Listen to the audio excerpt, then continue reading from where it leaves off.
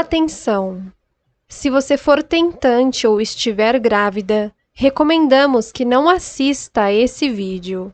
Sugerimos então que assista aos vídeos Duquesa de Goiás, a filha preferida de Dom Pedro I, Leopoldina, a imperatriz cientista, ou A Babá de Dom Pedro II, o imperador órfão e a condessa de Belmonte. Antes de contarmos sobre o terrível parto, precisamos explicar quem são os médicos envolvidos nesse processo. Dr. Luiz da Cunha Feijó, o Visconde de Santa Isabel, era um médico especializado em cirurgias abdominais. Dr. Feijó era lente em patologia interna, tendo publicado um estudo chamado Ruptura do Útero durante trabalho do parto, recebendo diversas honrarias e congratulações por seus estudos. Ele acompanhou a princesa Isabel e o marido nas 3 viagens à Europa, ocorridas entre 1865 e 1878. Era o parteiro da Casa Imperial do Brasil.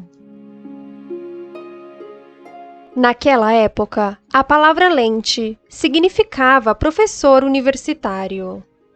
Dr. Francisco Ferreira de Abreu, o barão de Teresópolis, era um médico lente catedrático de medicina legal. Ele era professor de física e química das princesas Isabel e Leopoldina, especializado em higiene.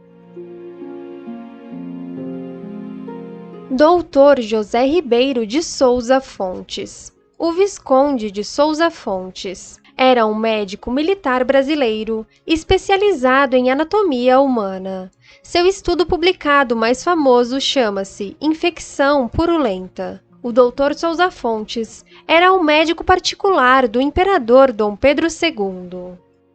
Em janeiro de 1874, a princesa Isabel engravidou e 7 meses depois começou a sentir as primeiras contrações, no dia 26 de julho de 1874. O parto, ocorrido no Palácio Guanabara, foi extremamente doloroso e difícil, tendo em vista que não existia anestesia na época. Os doutores Feijó, Ferreira de Abreu e Souza Fontes se revezaram para ajudar a princesa, mas a criança não saía. O Conde de, esposo da princesa Isabel, apavorado, entrava e saía do quarto, clamando a Deus pela vida da criança e de sua amada esposa.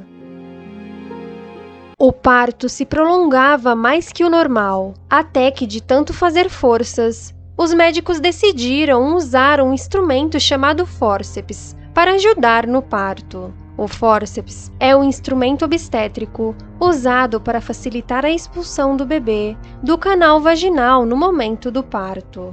Esse instrumento é necessário quando o feto entra em sofrimento, está em posição anormal ou quando o trabalho de parto é prolongado.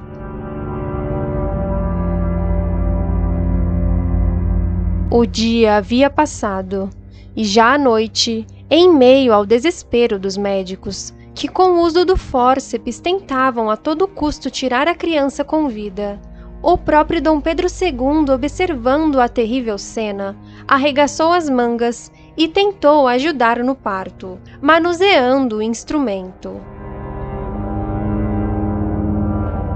Um relato conta que durante a madrugada e pelo nervosismo da cena, a condessa de Barral, auxiliando o imperador no parto, tentando iluminar o ambiente com uma vela, acabou derramando parafina quente em Dom Pedro II, que estava com as mãos ocupadas tentando puxar a criança de dentro do útero da princesa Isabel.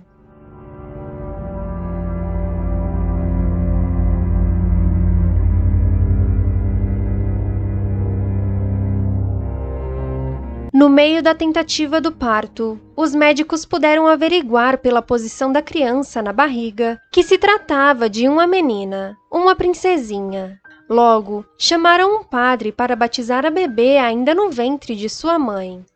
A menina recebeu o nome de Luísa Vitória de Orleans e Bragança, nome dado em homenagem à avó paterna. Alguns historiadores dizem que a princesa Isabel tentou homenagear a Condessa de Barral ao colocar esse nome na bebê, pois além de professora, ela era sua grande amiga. Por fim, após tantas tentativas dos médicos, a criança acabou entrando em sofrimento e faleceu no ventre da princesa Isabel, que, chocada, chorava desesperada.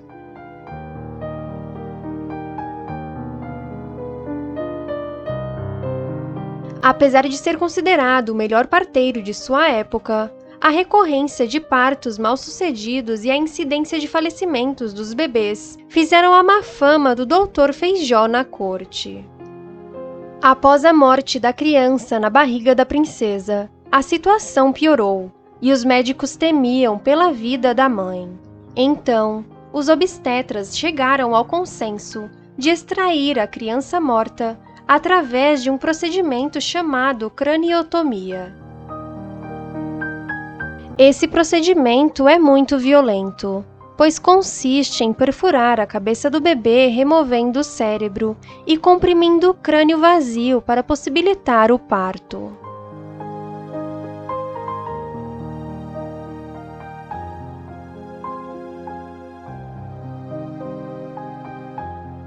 Após 50 horas, ou seja, 2 dias inteiros acrescentados de 2 horas, finalmente, no dia 28 de julho de 1874, conseguiram retirar a bebê natimorta do ventre de sua mãe.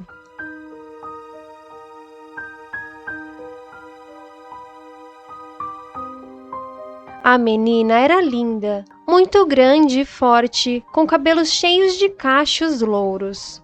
Em uma carta, o Conde D relatou: "Nossa filhinha nasceu perfeitamente desenvolvida, com uma grande quantidade de cabelos louros e cacheados, e extraordinariamente compridos e densos." Toda essa cena horrível não foi divulgada nos jornais, por tratar-se da intimidade da princesa do Brasil.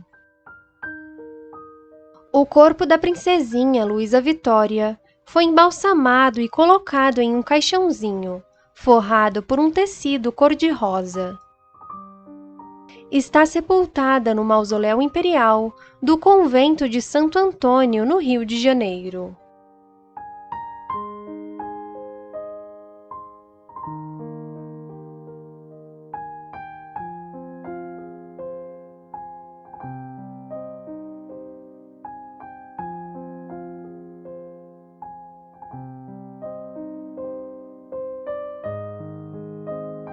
Segundo muitos médicos e obstetras atuais, se naquela época fizessem o parto cesariana, a princesa Isabel não teria sofrido tanto em seus partos.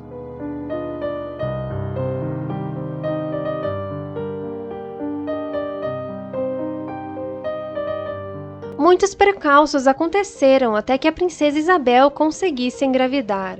Sugerimos que você assista ao vídeo Os Filhos da Princesa Isabel e do Príncipe Gastão, Condes de. Assista também Uma Mulher Independente no Brasil Imperial, a história da Condessa de Barral.